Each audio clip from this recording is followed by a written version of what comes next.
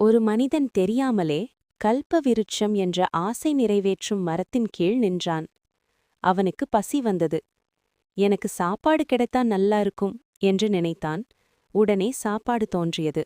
சாப்பிட்டு திருப்தியடைந்தான். இப்ப கொஞ்சம் ஓய்வு கிடைத்தா நல்லா இருக்கும் என்று நினைத்தான். ஒரு மென்மையான படுக்கை தோன்றியது. பிறகு இன்னொரு எண்ணம் வந்தது. கால்களுக்கு யாராவது மசாஜ் பண்ணினா சுகமா இருக்கும். உடனே மசாஜ் தொடங்கியது. சுகத்தில் மூழ்கிய அவன் மனத்தில் திடீரென்று ஒரு எண்ணம். இந்த இடம் விசித்திரமா இருக்கு. ஒரு புலி வந்து என்ன சாப்பிட்டா? அந்த நொடியிலேயே ஒரு கொடூரமான புலி தோன்றி அவனை விழுங்கியது. ஸ்ரீ ராமகிருஷ்ணர் சொல்வார், மனமே கல்பவிருட்சம். நீ நினைப்பதையெல்லாம் அது நிறைவேற்றும். ஆசையையும் பயத்தையும் கூட. விழிப்புணர்வு இல்லாமல் ஆசைகள் நிறைவேறினால் அவை விடுதலை தராது, அழிவை உண்டாக்கும். வாழ்க்கையின் கட்டுப்பாடு எல்லாம் கிடைப்பதிலில்லை, எதை நினைக்கக் கூடாது என்பதை அறிதலில்தான்.